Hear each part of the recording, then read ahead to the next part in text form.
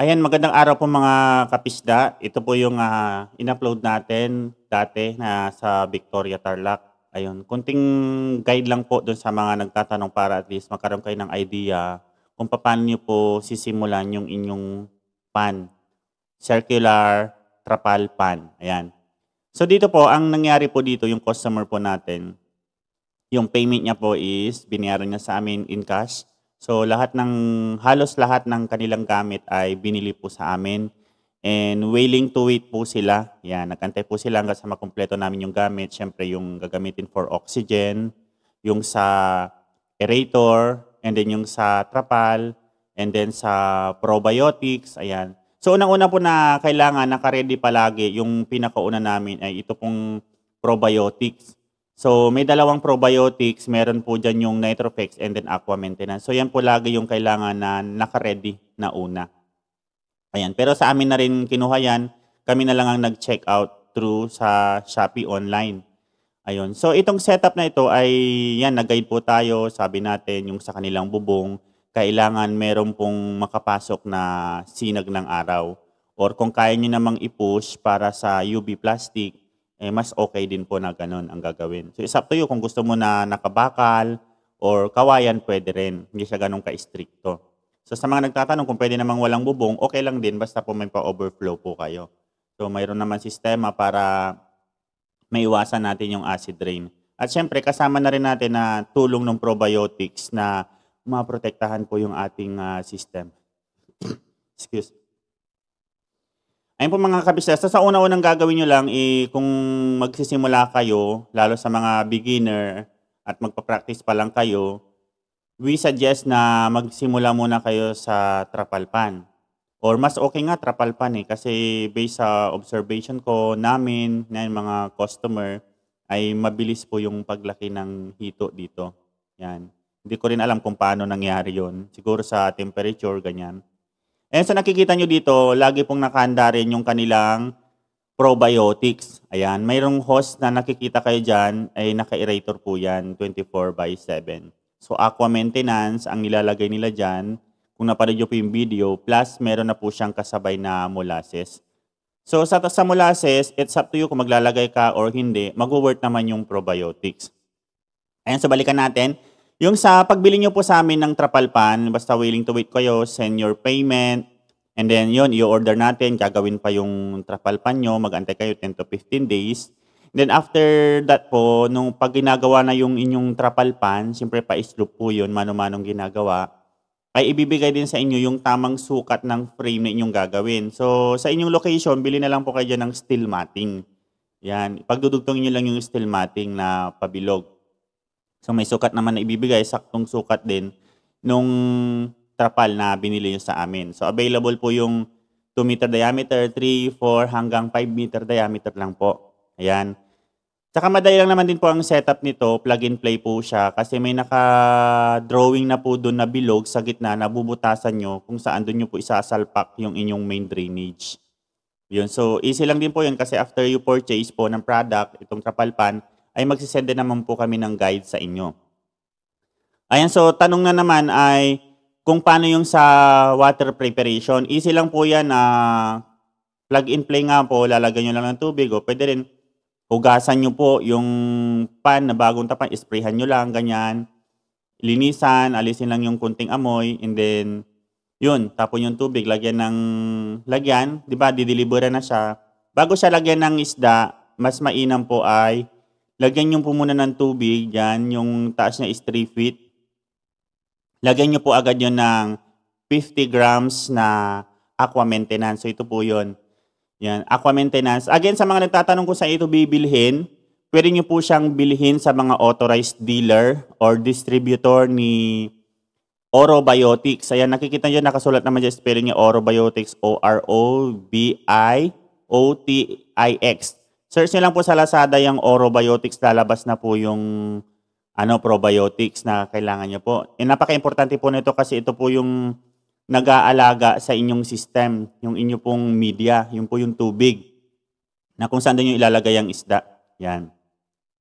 So ito nga pala, bago namin lagyan ng isda yan, so yun, naka-prepare na po yung probiotics. So, mas maganda mag-culture muna kayo or may naka-ready na kayong lalagyan kagaya ng nakita nyo kanina na na-activate yung probiotics at least 8 to 12 hours bago nyo po siya ihalo dun sa inyong system. Ayan. So, 5 meter diameter po yan. Yan. So, ganun lang po siya kasimple and then, yun, lalagyan nyo siya ng isda. Pagkarating ng isda, huwag nyo munang pakainin agad. Pwede naman siyang hindi pakainin ng 2 up to 3 days.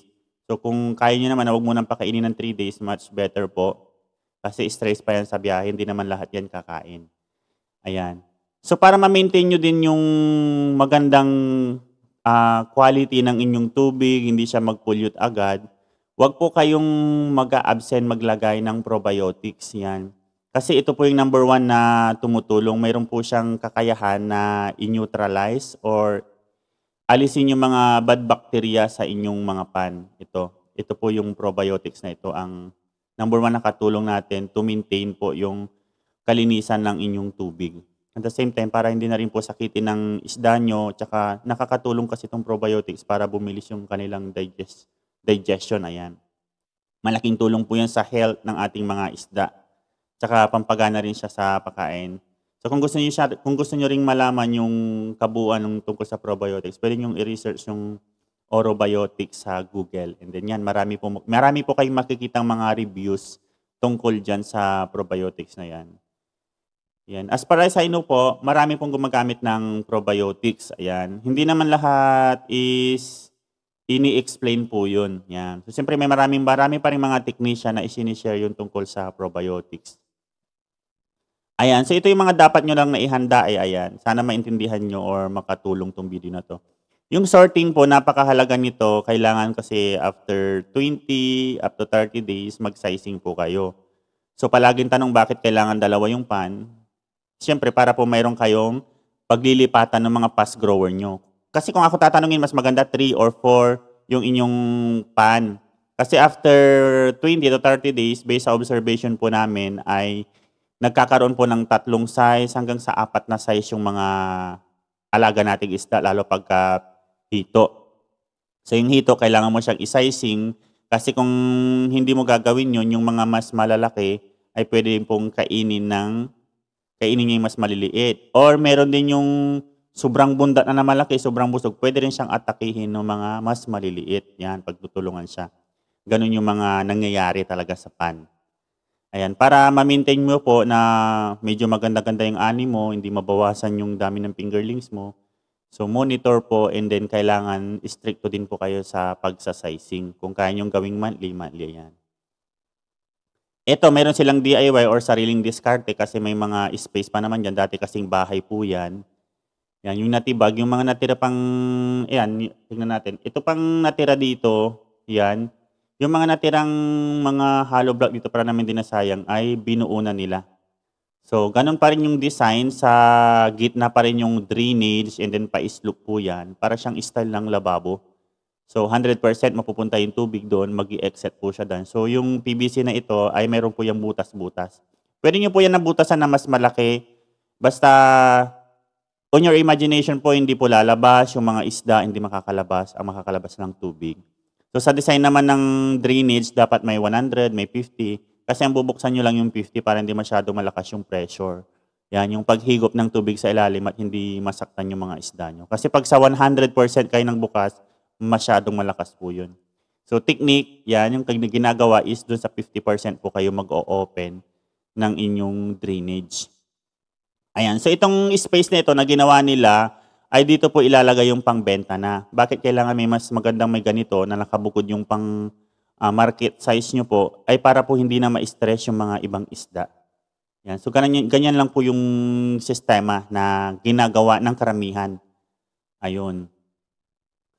So paano ba yung paggamit ng probiotics? Ayan, siyempre sa una, baka magtaka kayo, bakit ang dami naman 50% ito? Ay 50%, sorry, 50 grams. Sa una lang po yun, sa unang dating ng inyong isda. Pero after that, yung 5 meter diameter nyo, pwede na po siyang pag-maintain ng 10 grams every day. Yan. So, syempre, pwede siyang i-activate. It's up to you kung i-activate mo or hindi. Kasi, ano naman siya, kahit anong approach po yung probiotics ni Orobiotics ay gumagana po siya. Pero karamihan po, mas nag-e-enjoy na ginagawa is ina-activate muna. So, sa ganung way, sa malinis na tubig mo na nilalagay ay meron pa siyang time na mag-multiply yung mga microorganism, mga beneficial good bacteria, and then bago nila ibuhusapan, kagaya ng ginagawa dito sa Victoria Tarlac. Ayun, so 10 grams doon sa 5 meter diameter. So yun yung ratio. Pagdating naman sa ratio, hindi naman siya masyadong mahigpit. It's up to you kung gusto mong tapangan or pwedeng babaan mo ng onte. Pero mas maganda, i-minimum mo yung 10 doon sa 5 meter diameter or pwede siyang 20 grams. Ayan. Pero daily naman. Yung kung gusto mo is every other day, pwede naman 20, ganyan 20 grams every other day or every day 10 grams, mga ganun. Ayan. So para lang ma-maintain natin yung malinis na tubig. At the same time, pero syempre malabanan yung mga bad bacteria sa tulong ng aqua maintenance. Ito po yun, yung probiotics. Ngayon, so simple lang naman ang paggamit nito. I-maintain mo lang talaga siya. From the word aqua maintenance, i-maintain every day, kailangan meron po siya dyan sa inyong pan. Kasi pag wala yan, para lang din siyang system na walang nagtatrabaho, walang janitor, walang tagalinis, ayun. Ito kasi malaki yung tulong niya kasi meron siyang yung tawag dito, may mga microorganism na pwede niyang i-convert into beneficial good bacteria yung mga dumi nila, yan, yung mga waste, yan, inaayos nung aqua maintenance. Ayan, kagaya dito, nag-change sila dito ng tubig, ayan. So sana nakatulong tong video na to, yun lang yung pag-start. Ngayon, kung gusto niyo pang sundan yung mga iba pa na mga guide, ay i-upload naman dito. Yan, hindi naman siya may upload lahat ng ganong karami kasi siyempre sobrang dami naman or 1 hour. Hindi mahirap siyang i-upload. Yun. So ganun lang. Ito ihabol ko tong kulay blue pala, sorry, hindi ko napansin yan. Yung kulay blue na nakikita nyo, dito po ay DIY, ipinabilog po yan, flexible po ito na hose. Ayan, kung mapapansin nyo rin ito, ayan po yung air diffuser, papunta doon sa air stone. So pwede siyang air stone, pwede siyang matala hose, yan. Depende na sa inyo, mas maganda, mas malakas yung aeration para hindi po agad mamaho yung tubig. So yun siya. Ito lamang ihahanda nyo yung hose na ito. So sa setup naman ng ito, yung sa steel matting ng trapal pan, kagaya ng nakikita nyo itong blue, may nakalagay din dito. Para po pagka nilagay nyo na yung inyong trapal pan, hindi po siya mabutas. So ganyan lang po kasimple yung setup, guys. Yun. So paano gagawin? I-maintain lang po ang aqua maintenance na laging meron po yun sa tubig. Yan.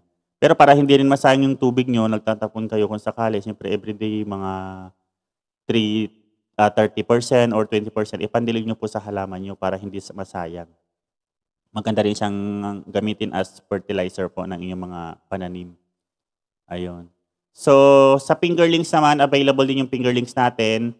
Pwede kayo mag-order sa amin. Yun nga lang, magpapa-reserve po kayo kasi siyempre, yung mga dinideliveran natin, lahat po yan naka-schedule. And kung gusto nyo rin pong bumili sa amin, andyan din kami na i-guide kayo kung paano yung mga gagawin nyo doon sa inyong pan. So, yun lang kapisda. I hope nakatulong tong video na to doon sa mga gustong magsimula. Yan. Thank you for watching and Happy New Year po sa inyong lahat.